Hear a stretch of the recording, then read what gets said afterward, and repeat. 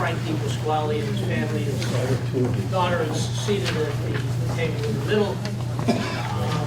We were here 6 months or so ago. Victor might have the date, but I don't remember exactly. When Frank had purchased the property that you're probably familiar with. It's Ida's Restaurant, which is on the corner of Hanover Street and a small alley that's called Mechanic Street, near where the post office is.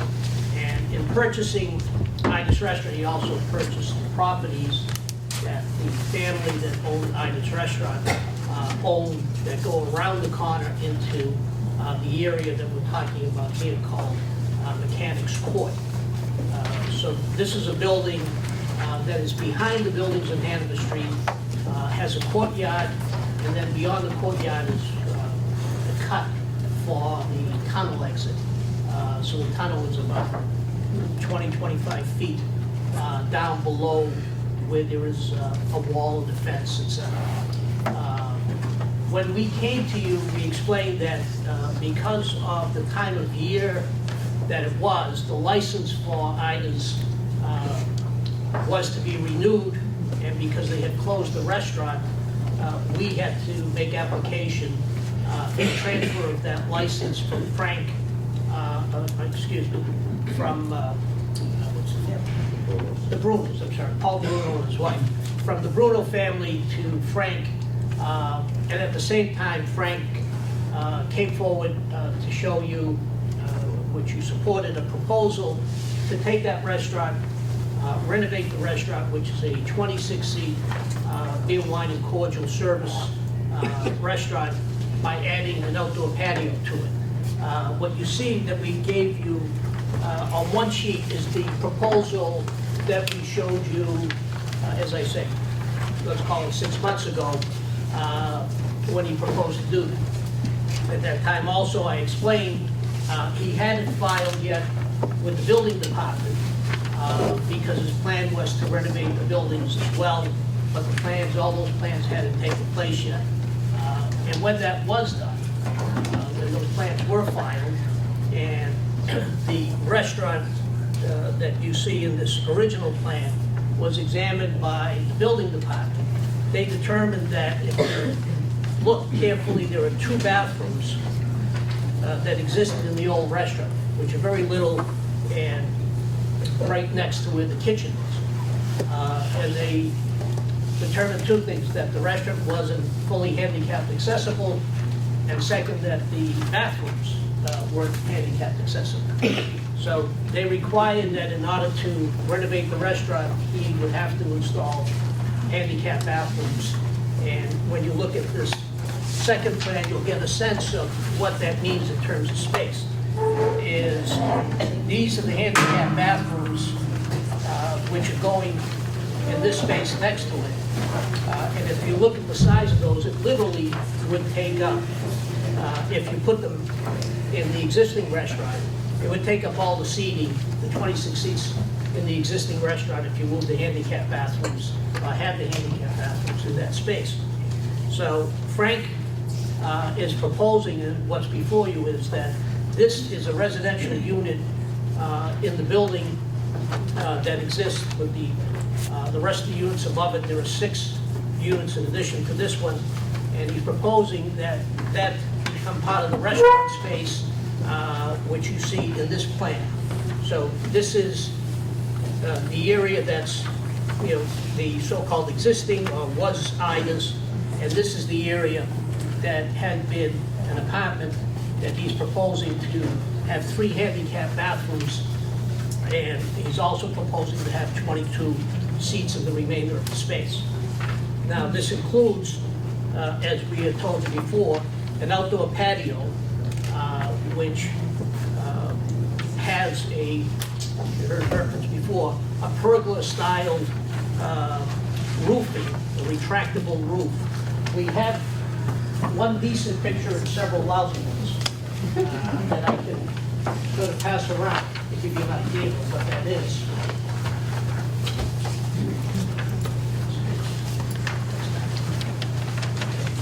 These things are mostly, but you'll get an idea. The idea is to give it as Frank had explained at the earlier meeting, an Italian courtyard feeling or Italian courtyard sense, Amalfi Coast, etc.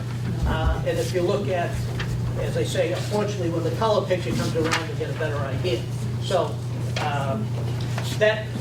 this has been approved. What we had explained to you before, which, as I say, you voted in support of, has been approved both by the zoning board and by the licensing board in the format that it was. As I say, now that we're in the building stage of it, and have to put in these bathrooms, we need the additional space that had been required. So what we are requesting at the zoning board is to convert a residential unit on the ground floor into the restaurant use, to connect it to the restaurant, and have the bathrooms in the rear and 22 seats in the other half of it.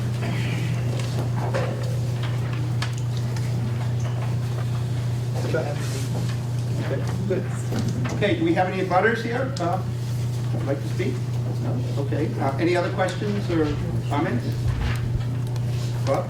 Yeah, Bob School, commercial school.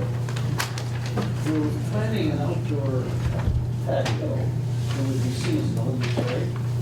Yes. It's under. Now, you built a seasonal patio on Parmenter Street some years ago. I remember you were here and it was going to be seasonal. Now it's entirely enclosed, it has a door, and it's year-round. Why don't you just make this year-round to begin with? Totally enclosed, and because it's next to the entrance to the tunnel, it's not a good open. Why don't you just say you want to enclose it, and you will enclose it? Yeah, again, How can we it's trust not. you that you won't enclose it? I'm sorry. How can we trust you that you won't enclose it and turn it into an extension of just as you did on Parmenter Street? Well, the answer, here's what we told you when we were here before.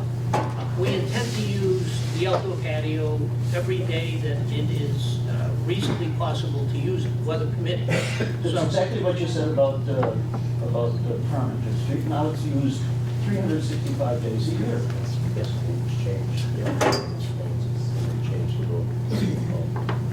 Well, I think what Frank is saying is when Frank and I Frank is familiar with it, I'm not, because I wasn't involved back then, but what Frank is saying is when he first applied for Parmenter Street, all that the city had available was a limited season patio.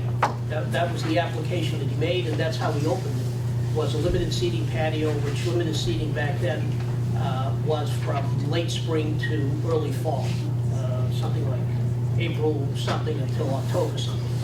The city then passed a regulation to change that, to allow patios to operate for the entire year, once again, weather permitting.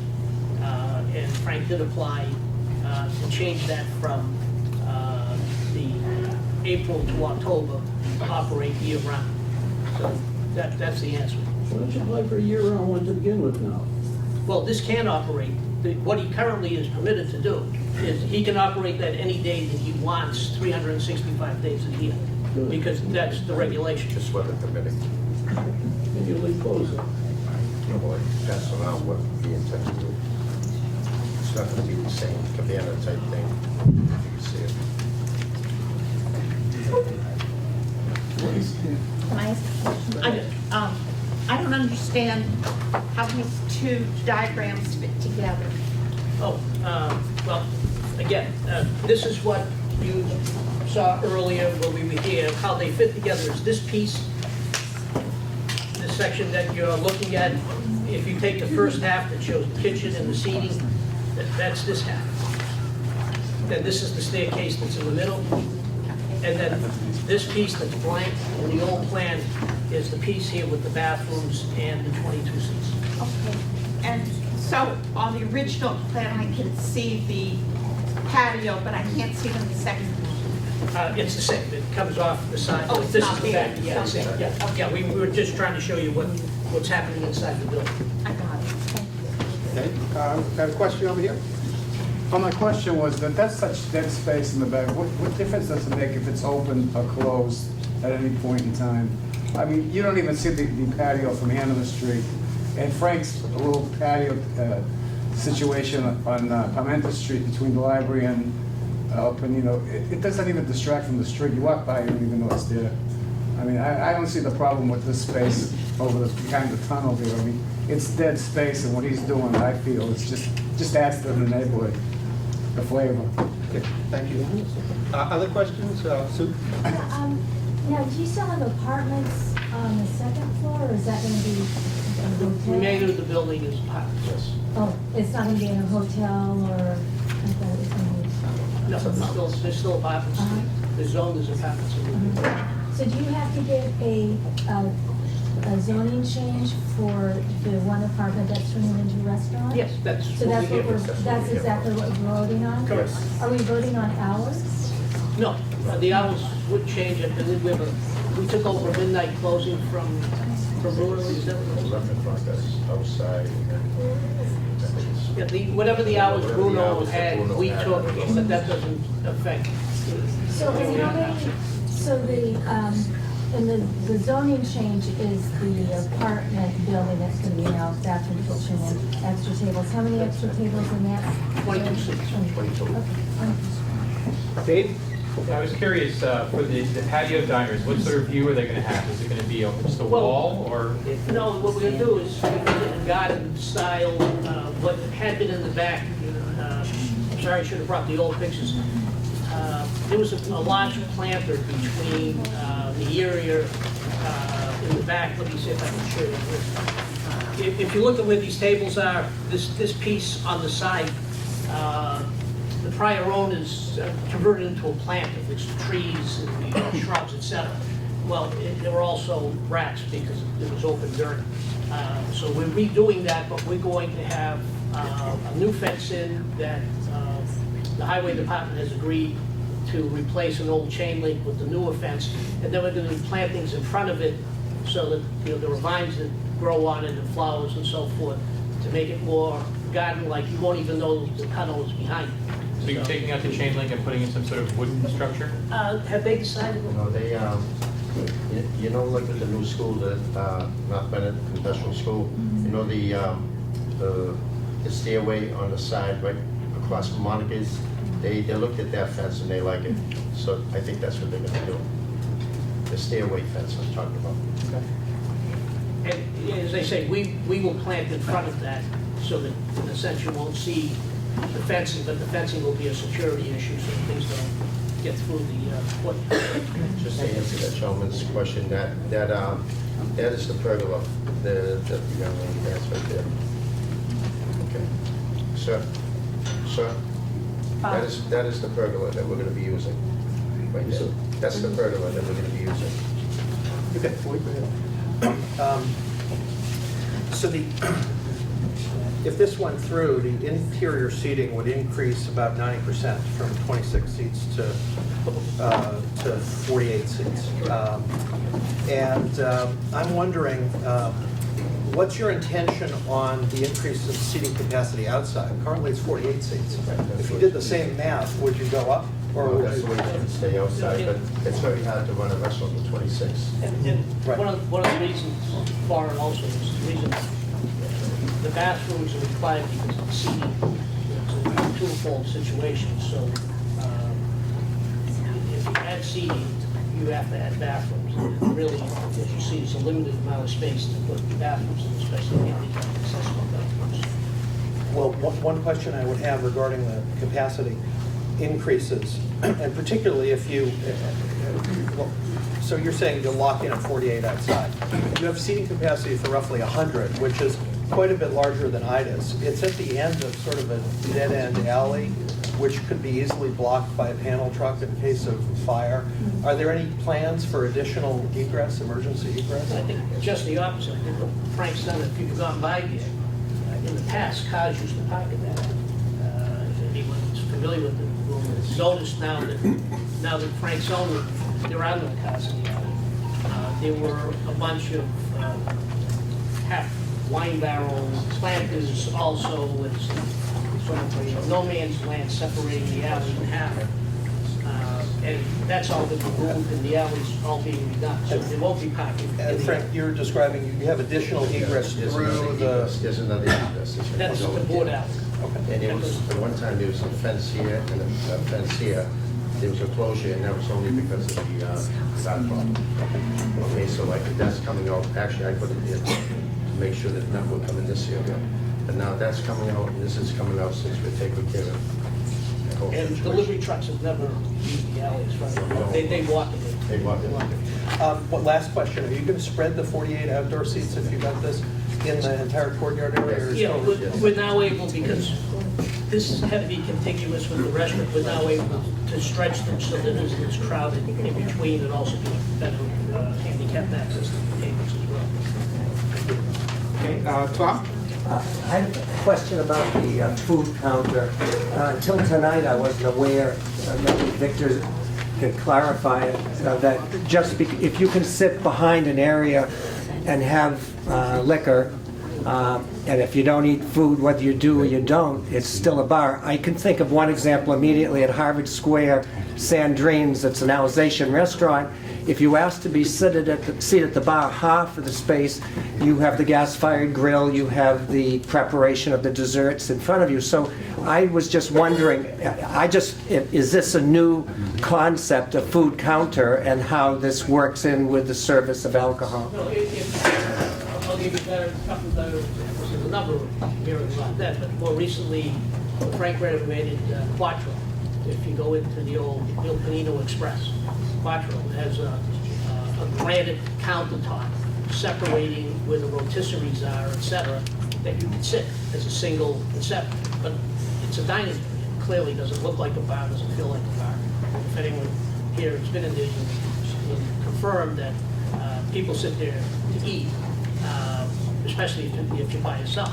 So that's really what it is. It has no appearance of a bar. There aren't bottles behind it.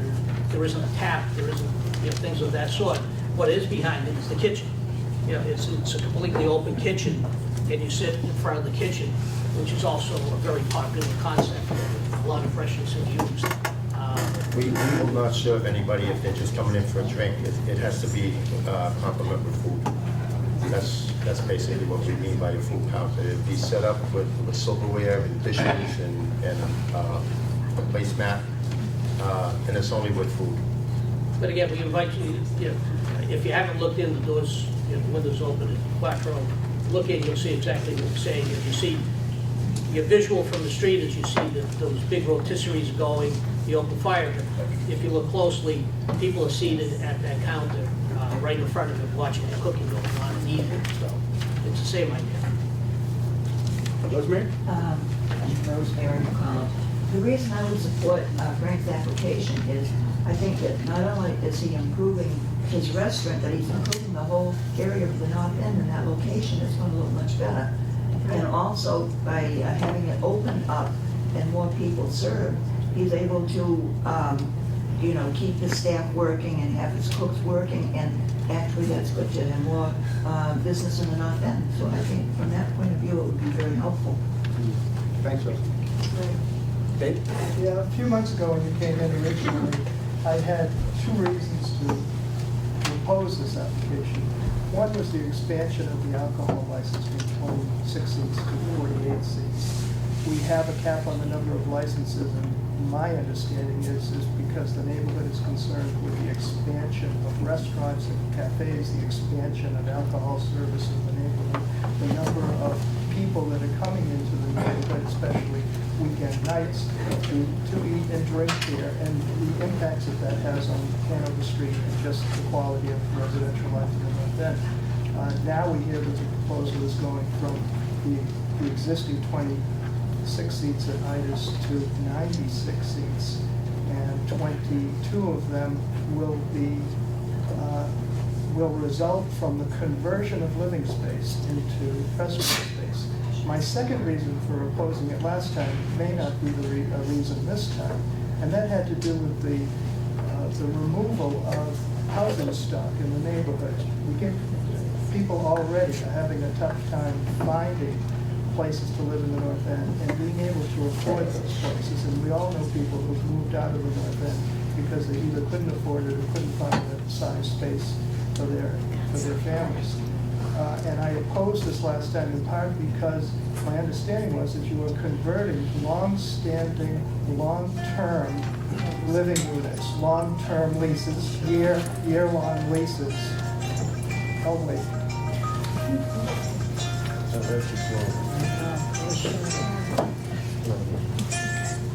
So you were, my understanding last time was you were converting the long-term lease units into short-term leases. Done? Into short-term leases. And at that time, it was unclear what you were doing, whether you were going to create hotel rooms to expand the hotel that you have next door, which, by the way, also removed long-term housing units.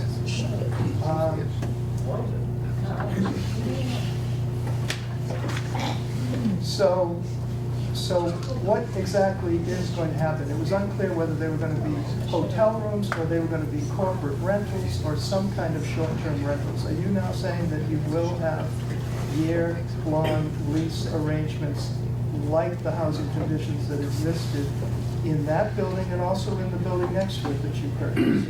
Well, let me answer this way. Maybe you know, it is not a hotel. A hotel has a definition as to what it is.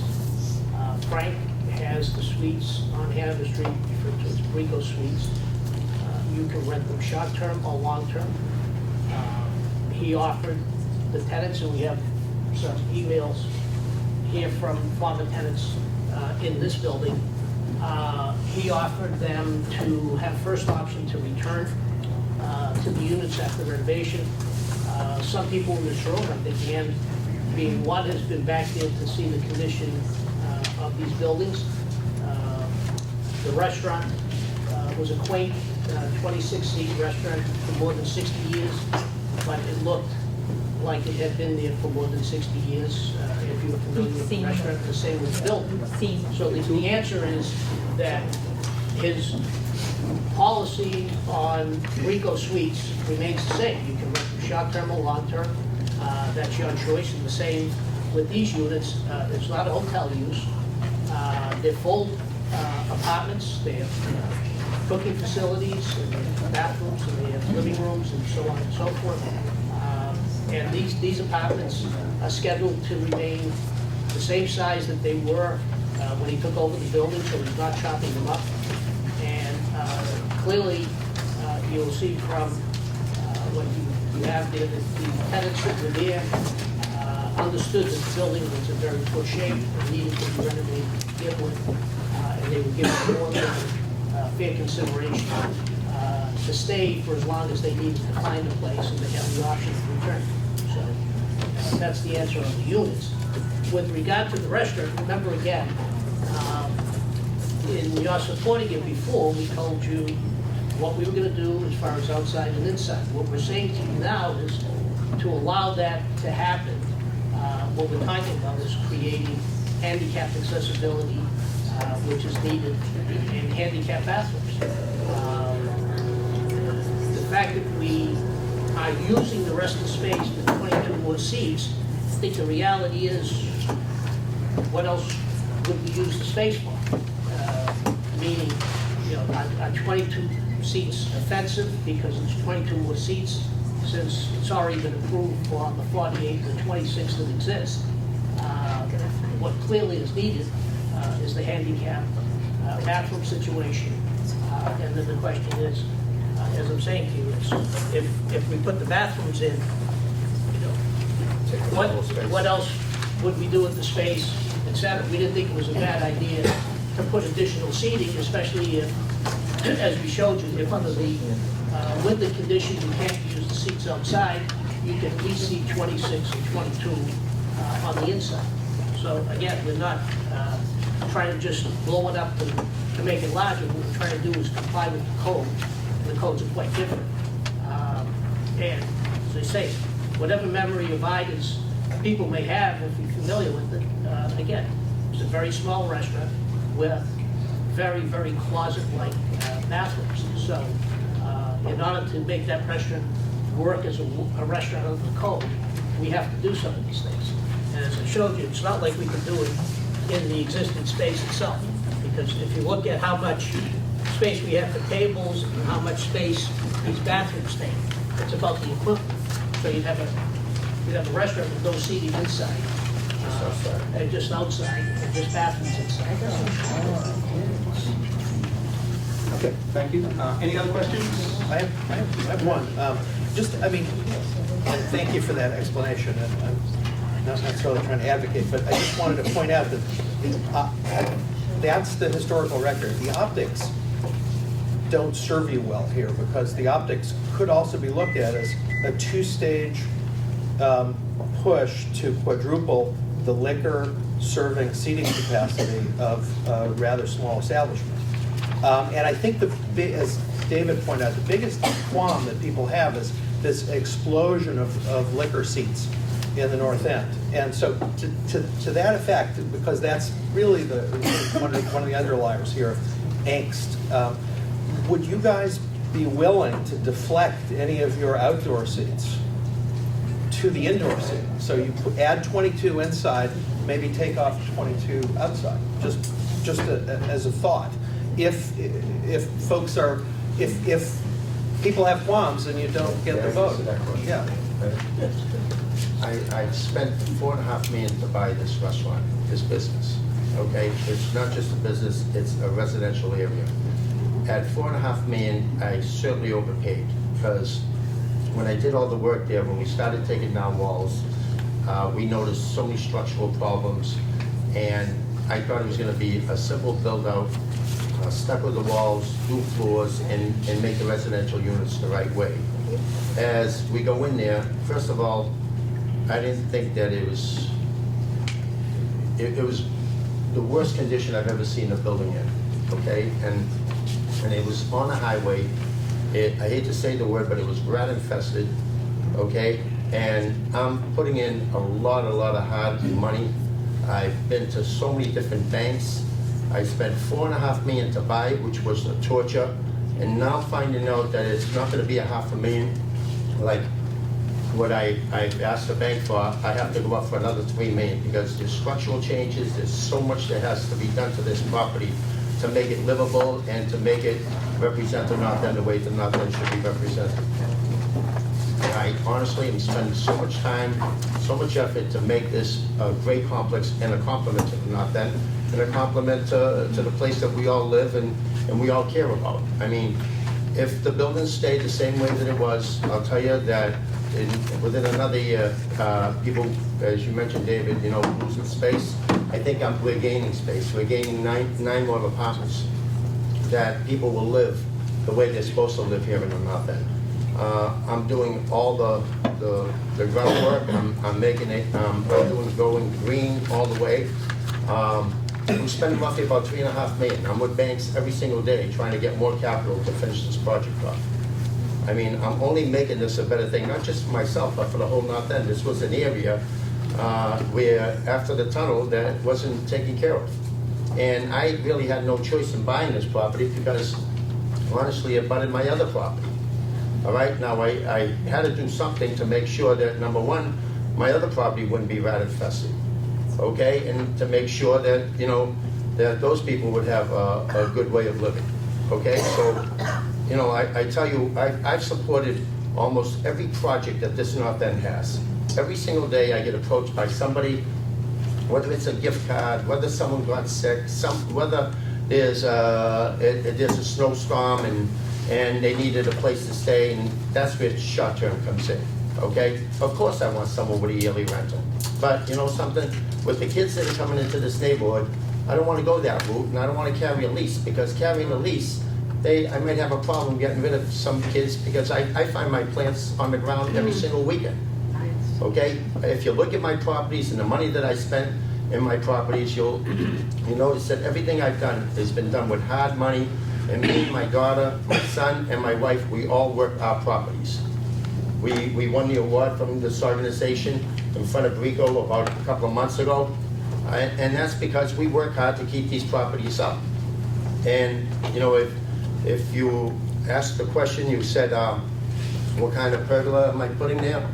I'm putting something that'll work, something that's nice.